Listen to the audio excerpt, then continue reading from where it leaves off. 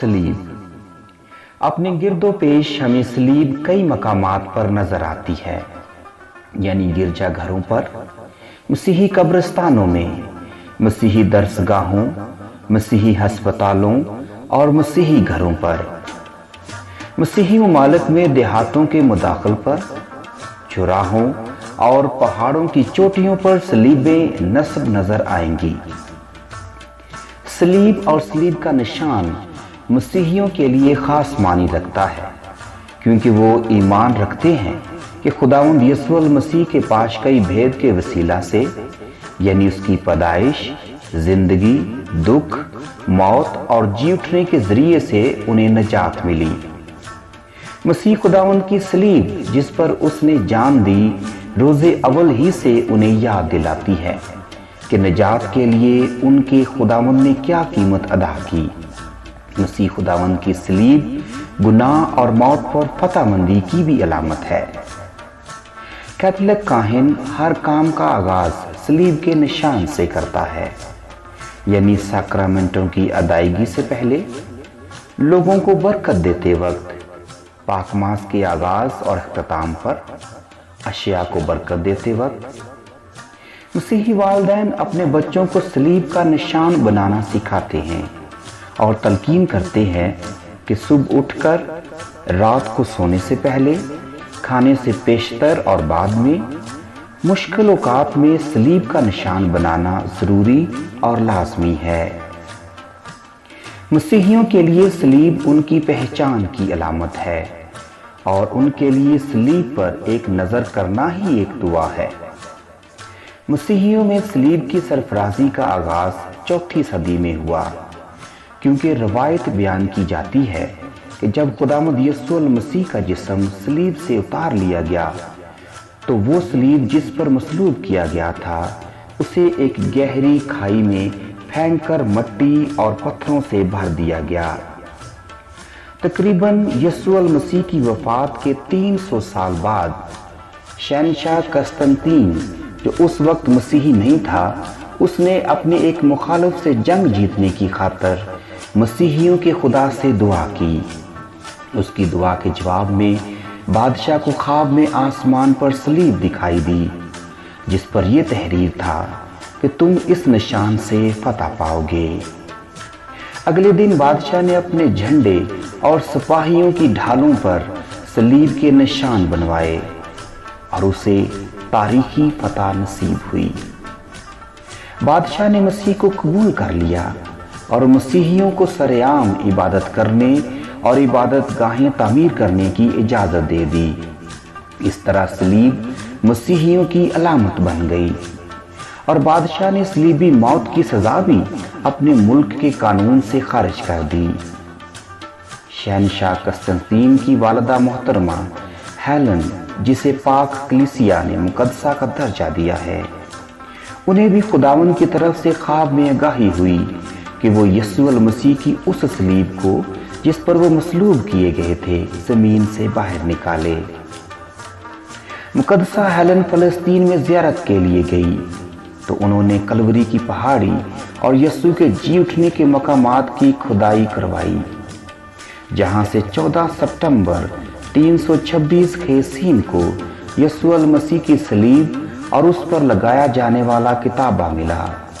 بعد میں شہنشاہ قسطنطین نے ان مقامات پر بہت بڑے گرجا گھر تعمیر کروائے، جنہیں 14 ستمبر 335 خیسین میں مخصوص کیا گیا۔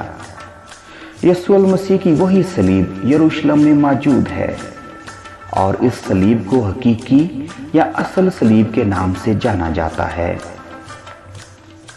614 خیسین میں ایک فارسی حکمران نے یروشلم کو فتح کر لیا اور مسیحیوں کو اذیت دینے کی غرض سے یسوع المسیح کی حقیقی صلیب اپنے ساتھ لے گیا۔ تاہم 629 خیسین میں مسیحی بادشاہ ہرقلس نے فارس کو شکست دی اور امن کے لیے صرف یہ شرط رکھی کہ حقیقی صلیب واپس یروشلم بھیج دی جائے۔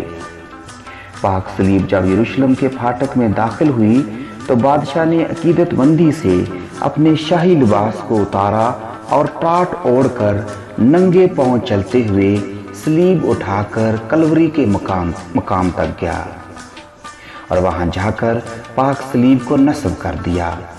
یاد رہے کہ یہ دن بھی 14 ستمبر کا ہی تھا۔ جس طرح پہلے بھی ذکر کیا گیا کہ صلیب مسیحیوں کا نشان بن گئی، اسی طرح مسیحی دنیا میں جہاں کہیں بھی گئے اپنی موجودگی کو وہاں ظاہر کرنے کے لیے صلیب کی یادگاریں بنائیں۔ پاکستان میں پہلی صلیب 1930 خیز سین میں ٹیکسلا کے مقام پر ہل چلاتے ہوئے ایک کسان کو ملی، جسے مقدس توما یسوع المسیح کے حواری کے نام سے منسوب کیا گیا ہے۔ مقدس توما کی صلیب جو آج کل چرچ آف پاکستان کے کیتھیڈرل میں محفوظ ہے۔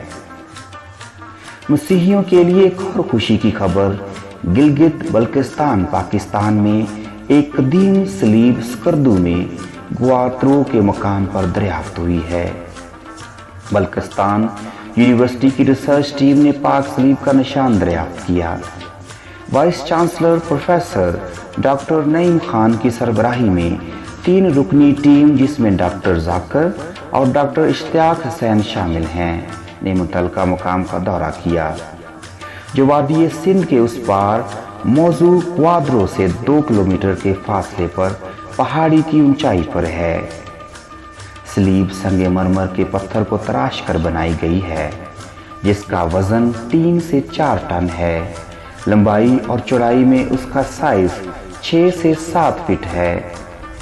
ریسرچ ٹیم کا خیال ہے کہ پاک صلیب آج سے 1200 سال قبل مذکورہ مقام پر نصب کی گئی تھی۔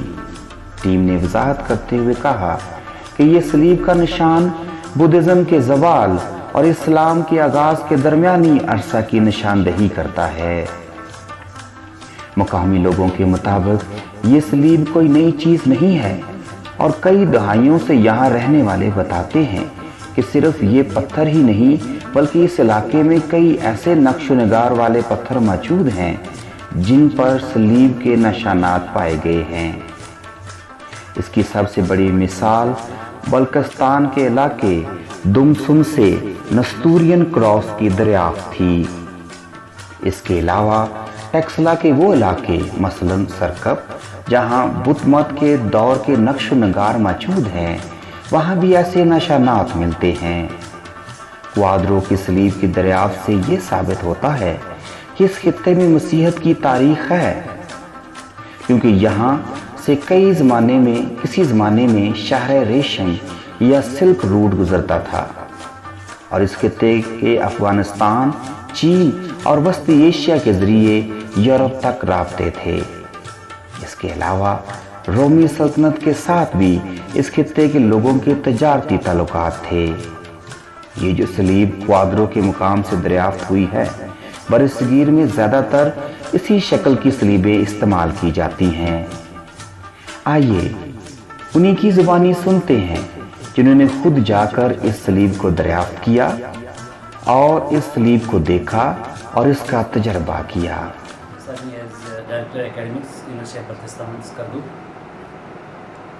Our university has already started some surveys, preliminary surveys of archaeological artifacts, particularly rock carvings. And a month before, I was in field to record rock carvings. That was in my mind. And when I got the report that there is some kind of pillar and that huge and in this shape, it clicked in my mind. Because I am a graduate of studying Catholic University. My B.Ed and M.Ed, Master of Education from Notre Dame. So the cross is on my degrees. So I was aware of that. I thought, oh, that could be something very significant. I reported to my Vice Chancellor that, sir, I have a great news. Sir said, okay, come and share. Then when we discussed, sir was ready and we were ready, and we set off to the site. And we both found it a real cross-shaped artifact. And that artifact, in one look, you can be amazed to see, because that was a deliberate human effort with devotion. That seems that devotion is there. And after examining the primary examination, we were almost convinced that we have found a huge archaeological relic. And then sir asked me to prepare a press release. I made a press release in Urdu. Meanwhile, sir uploaded on his own page some photos and about the discovery, and that was finished. Then second time we went again there, only we two, just to have the measurements and the actual sites and everything. And that time I got proper measurements as Father Barkat shared in the seminar. It was 6 feet 7 inches in vertical and 6 feet 4 inches in horizontal. And the vertical edge touching ground, it seems a bit broken. And the back side is rough right now. And people used to say that it would be a principle of a pillar to be supported, but that is not possible because a huge around 3 to 4 tons boulder cannot be lifted up to support on the pillar. And secondly, there has to be a nice cut to have a balance of the weight, center of gravity, and that was not there. So again, it was because we say null hypothesis. Null hypothesis of being a pillar was rejected. So yes, we are yet to have confirmed it through archaeological testing and many views of experts. We can confirm it whether it is a Christian cross or not. However, this is a cross, the cross shape or the pulse shape, you can say. And that has made ripples in the media, and yes, there were a few counter arguments that it is not a religious symbol, it could be some building construction material purpose. Yes, and all those debates are even now going on. But one thing is confirmed, that this is an archaeological relic of high significance and national asset. That's agreed. And for further, yes, now as an archaeological artifact and relic, we need to preserve it, we need to protect it, and we need to explore further about its history, how it was carved, who was, I think it must have taken weeks to a highly expert mason to carve it. So yes, so all those details have to be uncovered and discussed. University of Pakistan is there to host any kind of research, any kind of study in this regard. Thank you very much. My name is Professor Dr. Muhammad Naeem Khan. I am Vice Chancellor, University of Baltistan, Skardu in Gilgit-Baltistan in northern Himalayas and Karakoram Mountains. I am one of those blessed person. Along with me, Dr. Zakir Hussain Zakir. He is my colleague and Director of Academics. On 14th June 2020, almost 2 months ago, we were in Kawardo village for our university research and development project land over there. We were negotiating with local communities, and while coming back, one of the villager, he just mentioned to us that up on those mountains there is some sort of pillar. And you know, this is what we have been doing for the last 2 years. It's a new university, and every weekend and whenever we are free, we go to different valleys just to look for new stories, archaeological stories, sociological stories, some of the linguistic stories, heritage stories, even agriculture stories, fruits and vegetables, and so many environments and glaciers and mountains. And so that was part of those small case studies. And we three went up that mountain. It took us almost 1 hour 45 minutes to reach, and we were pleasantly surprised to see a perfect cross which was almost huge. They said that 20 or 21 villagers, they tried to remove it and they were able to just move it a few feet. It's such a huge rock that made up of marble, very strong, and especially on the front side it is very nicely shaped, and the devotee, the missionary, the artist who was designing this cross must have taken 2-3 months to bring it to this stage.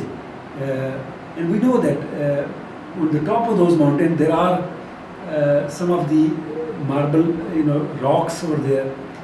So one thing was straight to my mind, that nobody can carry such a heavy load of 3 tons up 1 to 2 kilometers up slope mountain.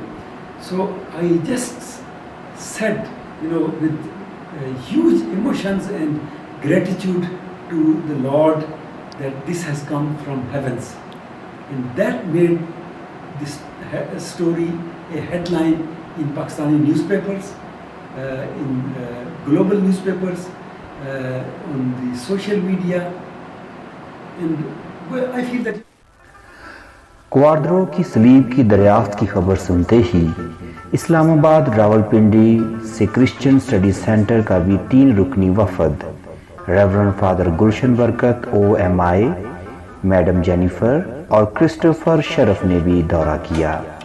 आइए उनके भी एहसासात और तजर्बात सुनते हैं। उस मुकाम पर गए हैं जो क्वाद्रो का गाँव है। स्कर्दू से तकरीबन कोई 30-35 किलोमीटर दूर है। दरिया सिंध को अबूर करके हम वहाँ पर पहुँचे। जो ये मुकाम है जहाँ पर सलीब दरियाफ्त हुआ है, ये क्वाद्रो का पहाड़ है।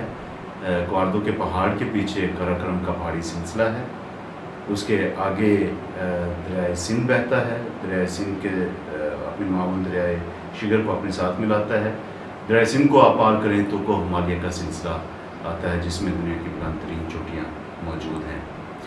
तो जहाँ पर ये दरियाफ्त हुई है वहाँ पर हम पहुँचे, लेकिन ये था वहाँ पर पहुँचने के लिए हमें छोटी छोटी पगडंडियों से गुज़रना पड़ा, और बाज़ औक़ात ऐसे भी लगता था शायद हम गिर ना जाएं। और फिर उस मुकाम पे जहाँ पर सलीब दरियाफ्त हुआ है, उस जगह को हम देखें, उस जगराफिया को देखें तो इर्द गिर्द हमें जैतून के बहुत सारे दरख्त मिलते हैं। जैतून को वो रशियन जैतून कहते थे। तो जब उन्होंने रशियन जैतून कहा तो मुझे ऐसे लगा शायद कहीं रशिया से तो मसीहत यहाँ पर दाखिल नहीं हुई, क्योंकि 11वीं सदी में रशिया ने मसीहत को कबूल कर लिया था, और रशिया जो है वो जैसे आपको मालूम है कि वो स्कर्दू के गिलगित बल्तिस्तान के शुमार में मौजूद है। जैसे जैसे हम उस सलीब की तरफ जा रहे थे, जैसे दूर से हमने उस सलीब को देखा तो बतौर मसीही हमारे दिल जो थे वो बड़े खुश हुए कि ये एक मसीही सलीब है।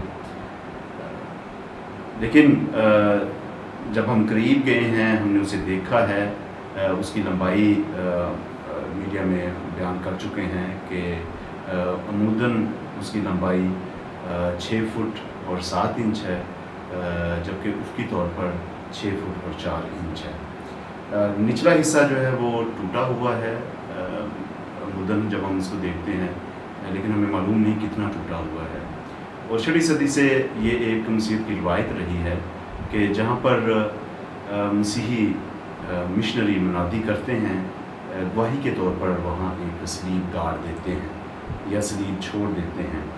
तो हो सकता है जो मिशनरी यहाँ पर आए हैं उन्होंने इस सलीब को काब किया है और यहाँ पर छोड़ दिया है। जब इसका सामने वाला हिस्सा हम देखते हैं, सामने वाले हिस्से को बड़ी खूबसूरती के साथ इसे तराशा गया है, जबकि पिछला हिस्सा उसको ऐसे लगता है जैसे नामुकम्मल छोड़ा गया है, जानबूझकर छोड़ा गया है। یا کس طرح سے ہے یہ ہمیں ابھی تک معلوم نہیں ہے.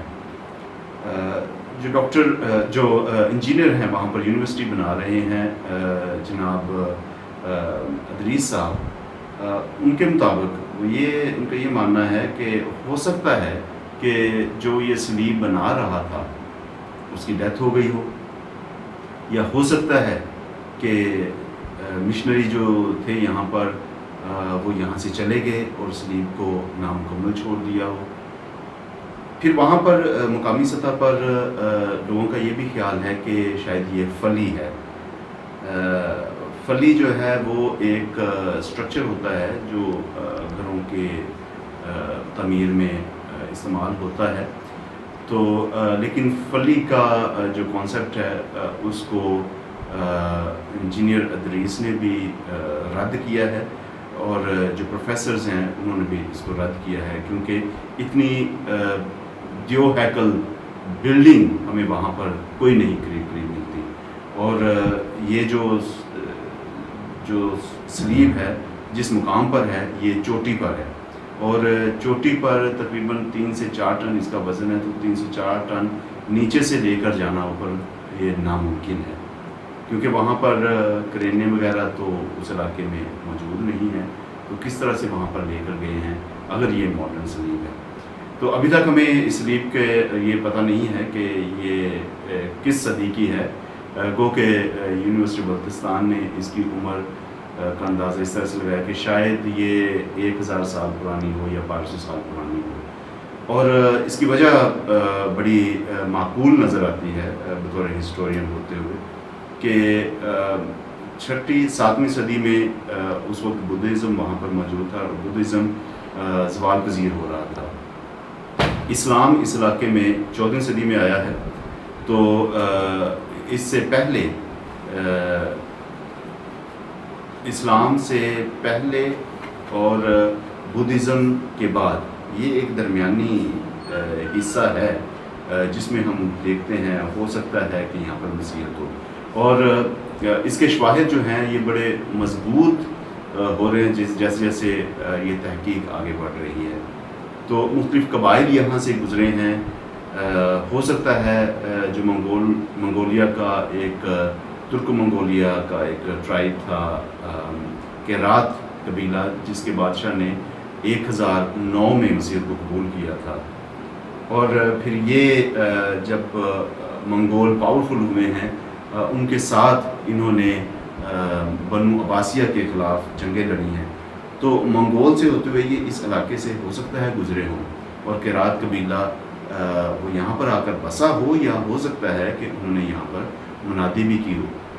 امکان ہے، ممکن ہے کہ یہ سلیب کیرات قبیلے سے تعلق رکھتی ہو. پھر اس کے علاوہ 1 صدی میں سلطنت فارس جو کہ بلتستان گلگت کے مغرب میں موجود ہے، وہاں پر مسیحیت پہنچ چکی تھی. اور سلطنت فارس سے بھی ہو سکتا ہے کہ مسیحیت یہاں پر آئی ہو. شاہراہ ریشم جو کہ سڑکوں کا ایک جال تھا جس نے وسطی ایشیا کو چین سے ملایا ہوا تھا، سلطنت فارس کو وسطی ایشیا سے ایون یہ قسطنطینیہ سے ملایا ہوا تھا، اور پھر سینٹرل ایشیا وسطی ایشیا کو جنوبی ایشیا سے ملایا ہوا تھا. تو ہو سکتا ہے کہ ان علاقوں اس جال کو جو شاہراہ ریشم ہے، سڑکوں کا جال ہے، اس کو مشنری نے استعمال کیا ہے اور وہ یہاں پر آئے ہیں مسیحیت کا پیغام لے کر. تو مختلف پاسبلٹیز ہیں، امکانات ہیں، ممکنات ہیں، لیکن جیسے جیسے ریسرچ آگے تحقیق آگے بڑھے گی یہ جو چیزیں ہیں، یہ جو بادل ابھی تک ریسرچ پر چھائے ہوئے ہیں، یہ آہستہ آہستہ چھٹ جائیں گے اور جو حقیقت ہے وہ ہمارے سامنے آ جائے گی. اس کے جو وہاں کے لوگ ہیں، یہ بلتی لوگ ہیں. یہ حصہ جو تھا یہ گریٹر تبت کا حصہ تھا. اس کو چھوٹا تبت کہا جاتا تھا، لٹل تبت کہا جاتا تھا. پھر اس سے آگے جائیں تو اس کو گریٹ تبت کہا جاتا، بڑا تبت کہا جاتا جو لداخ کا ایریا ہے. اور پھر اس سے اب ہم آگے جاتے ہیں، اس کو گریٹسٹ تبت کہا جاتا تھا، تبت عظیم یہ کہا جاتا تھا، جس کا کیپٹل سپارن تھا. اور سپارن میں ہم دیکھتے ہیں کہ 14ویں صدی میں فرانسسکن مشنریز آئے ہیں، فرانسسکن فرائز آئے تھے یہ سپارن کے علاقے میں، اور جو بڑا تبت ہے جس کا کیپٹل لداخ تھا، گوگے وہاں پر شہر ہے، لی وہاں پر شہر ہے، تو وہاں پر انہوں نے اپنا مشن شروع کیا تھا۔ پھر اس کے بعد جیزوٹس یہاں پر 17ویں سے 18ویں صدی میں آئے ہیں، پھر جیزوٹس یہاں سے چلے گئے، اور پھر کیپوچن فرائرز یہاں پر آئے ہیں، انہوں نے آ کر یہاں پر منادی کی ہے، جو گریٹسٹ تبت یا گریٹر تبت ہے۔ لیکن ہم یہ وثوق سے کچھ کہہ سکتے ہیں کہ فرانسسکنز اور کیپوچنز یہ بلتستان کے علاقے میں داخل نہیں ہوئے، لیکن میرا یہ بھی ماننا ہے، میں یہ امکان پیش کر رہا ہوں کہ وہ لوگ جن کو جیزوٹس نے مسیحیت قبول کروائی تھی، یا جو مسیحی ہوئے تھے، جو سپارن کا علاقہ ہے، لداخ کا علاقہ ہے، تو ہو سکتا ہے ان مسیحوں نے یہاں پر آ کر، جو بلتستان کا علاقہ ہے، یہاں پر آ کر مسیحیت کو پھیلایا ہو۔ تو یہ مختلف امکانات ہیں، مختلف پاسبلٹیز ہیں جن پر ابھی ہم بات کر رہے ہیں۔ تو پاکستان میں اس کی دریافت ایک نیا موڑ کھول رہی ہے، تحقیق کے میدان میں یہ بہت ساری راہیں کھول رہی ہیں۔ تو اس حوالے سے جو ہے ہم شور ہیں کہ ہم کسی نتیجے پر پہنچیں گے، تو جب تک نتیجے پر ہم نہیں پہنچتے، جب تک اس کی عمر کا اندازہ نہیں ہوتا، ابھی تک ہم اس تحقیق میں ہیں۔ The experience of visiting a very beautiful place. The place is related to where the cross was found, and today being called the Kawado Cross. I think it was a great opportunity, but more than an opportunity, a blessed moment for the three of us who visited, Father Gulshan Barkat, Christopher Sharaf and myself. We went with open minds, with a mind, and most importantly with a heart to learn, to see and to seek, because we had been reading about the find of the Kawado Cross made by the University of Baltistan. We were thankful to the VC and all his colleagues who welcomed us and who took us to the place. Our journey up was a journey up to the cavalry, the words that Father Gulshan Barkat was also speaking about. And lo and behold, when we saw it, we said in our hearts, because later we all talked to each other and we said, indeed it was a cross. The cross, or this find, this relic, whatever it is, has yet to be unfolded further through experts, through greater scholarship, through collaboration with the University of Baltistan and with other experts from all around the world. Because this find is a find for the people of Baltistan, for Pakistan, but also for the world and for Christianity at large. For me, it is the beginning of many beginnings, because it is going to unfold the story of great pluralism existing on the old Silk Route. Buddhism, Hinduism, Jainism, and now Christianity. The vastness of the cross in itself speaks volumes. It speaks of volumes that there would be other settlements existing there, because such a big cross, if it is a cross, but our hearts are open for more learning and for prospects which are unfolding day by day. We want to bless the people, we want to pray for this find, that may it lead to new dimensions where people's faith will be renewed. God bless you all. Thank you. یہ جب ہمیں cross کا پتہ چلا، university of Gilgit Baltistan کی طرف سے articles لکھے گئے اور کچھ انفارمیشن آئی، اور ایک کمیٹی فارم ہوئی کہ وہ جائے گی اور اس کراس کو ایکسپلور کرے گی، اس کی ویلیڈیٹی کو، تو بڑی خوشی کی بات تھی کہ پاک روح نے میرے جیسے شخص کو بھی چوز کیا۔ میرے لیے اس میں دو طرح کے یعنی کہ جذبات تھے، ایک تھوڑا اسپریچول تھا کہ اتنا پرانا ایک کراس ڈسکور ہوا ہے اور اس کے ایکسپیڈیشن پہ میں جا رہا ہوں. اور دوسرا تھوڑا ورلڈلی بھی تھا کہ جب ادھر میں جاؤں گا تھوڑا لوگوں کو ملوں گا تو ظاہری بات ہے میرا بھی ایک ایکسپوجر بڑھے گا اور میں اس چیز کو ایکسپیرینس کروں گا تاکہ کل کو جب ہسٹری میں نام آئے تو ہمارا بھی نام آئے.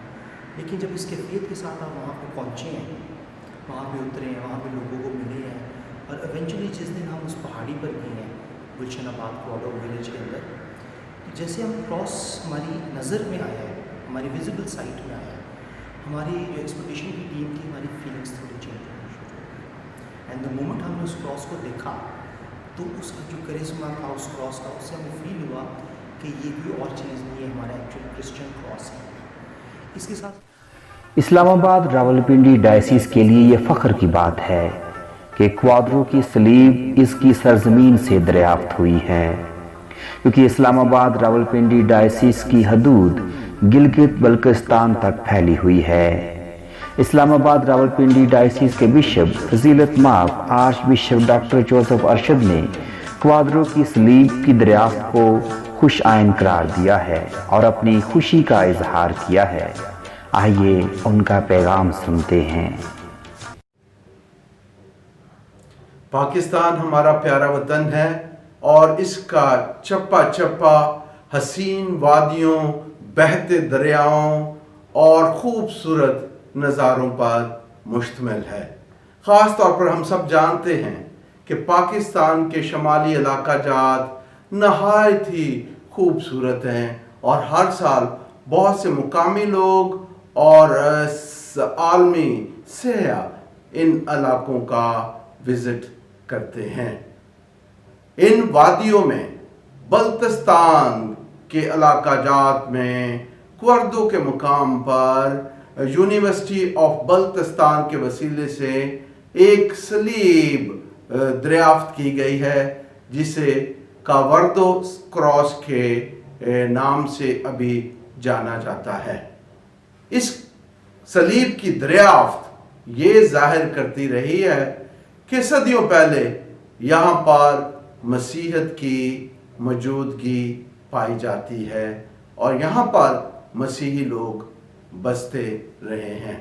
میں اس صلیب کی دریافت کے موقع پر یونیورسٹی آف بلتستان کے وائس چانسلر ڈاکٹر محمد نعیم خان اور ان کی پوری ٹیم کو مبارکباد پیش کرتا ہوں.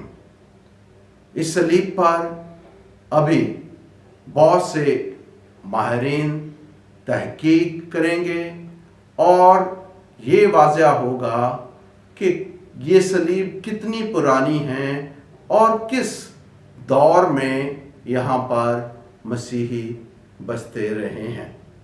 تاریخ میں بہت سے حقائق کو جاننا ضروری ہوتا ہے اور جب ماہرین اس کی تحقیق کریں گے تو بہت سے حقائق دنیا کے سامنے ظاہر ہوں گے. میں آنے والے وقتوں میں جو لوگ بھی یونیورسٹی آف بلتستان اور ماہرین جو سبھی اس میں شامل ہو کر ان کے حقائق کو واضح کرنے میں دلچسپی رکھتے ہیں, میں ان کے لیے نیک تمنائیں اور ان کے لیے دعائیں جو ہے وہ پیش کرتا ہوں. خدا ان سب کو اس نیک کام میں اپنی برکات اور فضائل سے مالا مال